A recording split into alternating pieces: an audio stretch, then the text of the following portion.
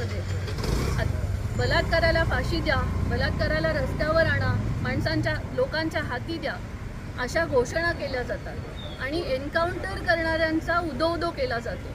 आम्हाला या घटनेच्या निमित्तानं एन्काउंटर आणि माणसांना मारण्याच्या प्रवृत्तीचा निषेध करायचा आहे.